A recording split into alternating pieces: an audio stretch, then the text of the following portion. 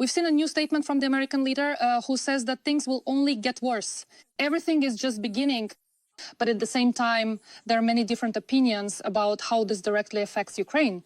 Some say it's bad on the one hand because we see oil prices going up. Also, some say that the United States might now completely shift its focus to the Middle East and forget about Ukraine, including in terms of weapons and funding. But on the other hand, we just spoke with an IDF lieutenant colonel. He says that Israel has bombed facilities where Iran produces ballistic missiles and Shahed drones, and as a result, none of this will now be sent to Russia. In your opinion, what are the pros and cons, particularly for our country?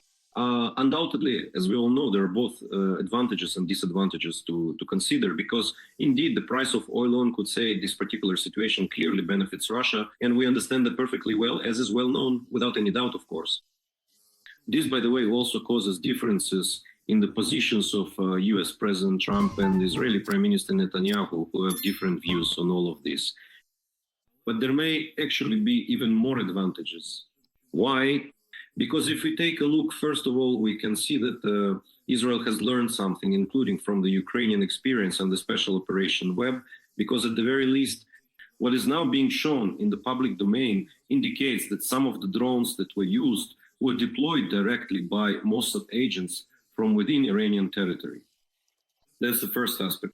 The second aspect, among those who were likely eliminated, because right now the information varies, some say that Ali Shamkhani is in the hospital, while others claim that he has already been eliminated. This is good news for us. Why? Because Shamkhani is actually the highest ranking official in Iran who was responsible in particular for military technical cooperation with Russia. And it was he who at the time met with Shoigu, Patrushev, and other Russian representatives who came to Iran and discussed both the supply of missiles to Russia and the supply of drones. A great many processes were tied to him, specifically those related to the supply of weapons to Russia. And undoubtedly, it will be very difficult to quickly reestablish contacts, find channels, and identify a trusted person, since he had spent years, if not more, building cooperation and interaction with Russia and enjoyed the trust of the Russian special services. Finding a replacement now will be hard. Secondly, the escalation of the situation that is generally occurring will naturally require Iran to focus more on its own external challenges and think less about Russia. This concerns the supply of Shaheds, the supply of missiles, and so on.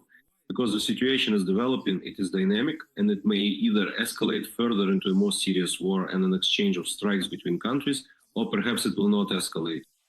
But in any case, Iran still needs certain internal resources, which they will now be saving, and will be less concerned about how to help Russia and Putin out of their predicament. So, of course, this is a positive development for us. Another positive aspect is that, in any case, this is a certain resource, because not only facilities related to nuclear energy were attacked, but also, for example, an oil refinery and a base in Tabriz.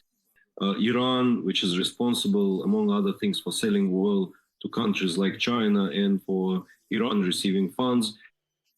Accordingly, there are also economic challenges and problems. This cannot help but affect both the military-industrial complex and other sectors, so this also has an impact. Therefore, there are certainly some positives to this as well. While among the negatives, it's true that the information focus will naturally now shift and concentrate more on the issues of Iranian-Israeli relations, or the war, if we can already call it that, since Iran has stated that Israel has effectively declared war. And of course, this diverts attention away from Ukraine. Moreover, it seems that the perception specifically, of attacks on Israel, for example, by Iran using Shaheds, when the media report that 100 Shaheds are flying and everyone is following this almost in real time, I just want to remind everyone that unfortunately for Ukraine, this has already become a tragic daily reality. When we talk about 100 Shaheds, that's by no means a record. Russia can launch even more in a single day. Not to mention that Iran's last attack on Israel was several months ago. So clearly, even this example shows the different approaches that exist. And what does that mean? Information trends shape the perceptions of both society and politicians. And this means that as a result, certain types of weapons air defense systems and anti-drone systems and so on may be supplied to Israel in greater quantities than to Ukraine. Well, that's because the media is focused on it, and politicians, experts, journalists, and so on are responding. That's basically what concerns the downsides. I don't see any other downsides in this situation for Ukraine, except, well, the price of oil. Although it seems to me that Washington was at least informed about certain aspects of the operations. I want to remind you that in the mid-2000s, Israel had already carried out a similar operation. They attacked Iran's nuclear facilities. At that time, President George W. Bush and later Barack Obama refused to support Israel in these operations, but they were definitely thoroughly informed. I think that in this case, it's the same. The purpose is precisely to give the US president and his administration the opportunity to prepare and respond to a possible spike in oil prices. That is, the United States probably has a plan B for this, and it's unclear how long this spike in oil prices will last and what effect it will have in the long term. Therefore, the main downsides are still the informational focus and the possible, let's say, distortion and potential increase in the supply of weapons, specifically counter-drone defense systems to Israel rather than to Ukraine.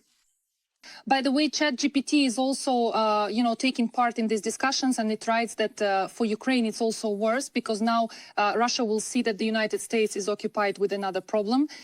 They will intensify their offensive actions on the front. Well, accordingly, they are already doing this. The offensive has begun, but it's possible that they will even be preparing for new attacks. And now I see that information has appeared that the head of the Ukrainian Ministry of Foreign Affairs, Sibiha, noted that according to our intelligence, Russia has begun preparing strategic reserves, which means plans for military operations not only in Ukraine. Well, regarding Russian reserves, there really are threats. They are all connected to one event that is still to take place this year. This is the Zapad 2025 exercise. Russia will undoubtedly use this for maximum showmanship. Well, it's obvious that Russia continues to stockpile a certain amount of armored vehicles, particularly the more modern T-90 tanks. And right now, they are not appearing on the front in Ukraine in the numbers that Russia is producing them. Why aren't they appearing? Clearly, Russia is accumulating these reserves for some purpose. I don't think they're stockpiling them in order to use them here against Ukraine at some point. I allow for the possibility that Russia may be preparing for another war, including one against NATO countries. In what time frame? That question remains open. And here, the opinions and assessments of analysts and intelligence agencies also differ. But the fact that, that certain stockpiles are being accumulated, and I think that part of this will be used for a massive show of force during the Zapad 2025 exercises, is a fact. And this presents challenges and threats primarily for the countries of Northern Europe, Finland, and the Baltic states. They understand this and are preparing for such scenarios.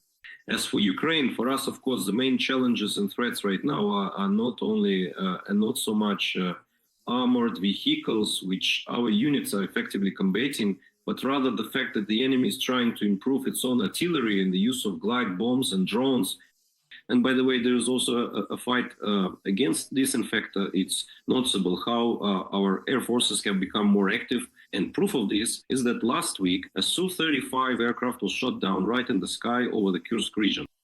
So indeed, they are trying to accumulate certain reserves.